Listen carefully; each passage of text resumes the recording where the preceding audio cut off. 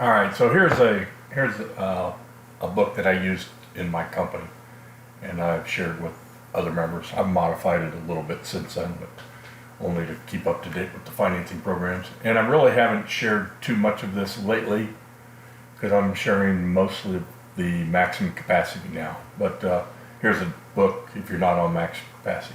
So anyway, just basically got your same setups. Got your overhead and labor per day, net margin, commissions. If you want to include permits and cost of warranties, that's fine. You can include it in right here. And then a break-even commission at 2%. And then here's a financing program. It's been a couple years since I've updated this, so this may have changed, but this is what it is. I mean, people can put in their own information in here. But this right here, I want to point to something. This is an MPA, and then this is an MPB, and then up here again it's MPAA. And this is important because it's part of the code that I put in there. So whatever you put in here will never, it'll still read it from this cell. So when these ever change, if this changed to, whatever, okay, it's going to be this percentage amount. So whatever they typed in for this percentage amount, it's going to read from this cell right here. Anyways, that's just something I did. And also here's another one too. The A, B, C, A, and then a BB, that shows up in the code too because it shows it's reading how many days it is. And then the financing code is the finance cost up here. It's part of the formula when I go to the page. So this is basically the setup.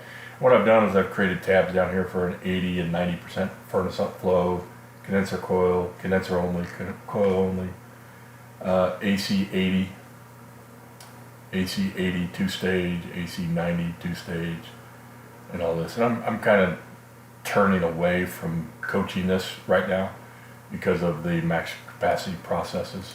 And then I got some people that have boilers, and so we got places for boilers here too. But each one of these setup pages inside here are identical. So I'll just click through to show you that they're identical for the most part. If I click through them, the strategy is the same, and the only setup that a member really has to do, besides the setup page, which is this right here, they put in their install, how many install days they plan on making that happen, how much is the equipment, and how much is the material. And that's really all that goes into these jobs, is the equipment and the material that goes into it. Now, I did put in here on the setup page, if you had a permit and a warranty cost or whatever, you could set this up here, make it universal. But with that said, I just showed you do this for each one. So this is a 2 ton, a 2.5 ton, a 3 ton, 3.5 ton, 4 ton, 5 ton, and BTWs. That's something that you would put in yourself. Really has nothing to do with the formula. Okay, it's just for a salesman to read what tonnage he's going to sell. If it's an 80% upflow furnace, if it's a 2 ton, he's going to sell this one. If it's a 3.5 ton, he's going to sell this one here. This series number is an important number. Matter of fact, it's the most critical number in the whole process in my communication back and forth with my salespeople.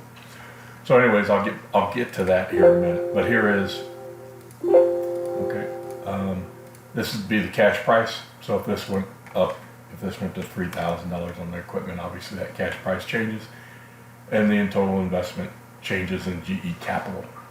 So because I'm paying that fee in GE Capital of 9.25%. So I have that 9.25% built in to what is my true cost.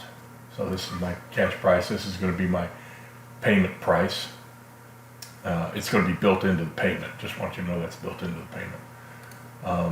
And then here are the payments. Okay?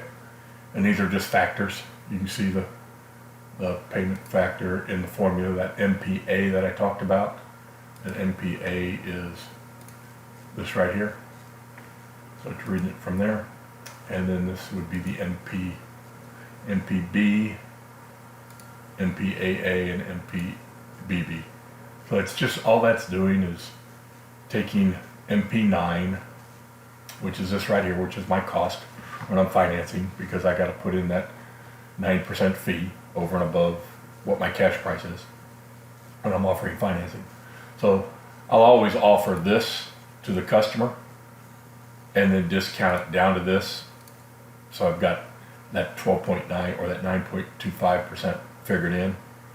So if I'm offering a cash price, I'm going to offer this, because if they want to go to financing, it's going to be one of these payments. And then I can always, I've got hedge room. My salesmen have hedge to go ahead and drop it to this portion here, because this has 25% in it, and this is just introducing the financing cost that I've got to sell. So I coach them that this is the price. If you write down a cash price, this is what you're going to write, but you can go to here without any input from me or your sales manager.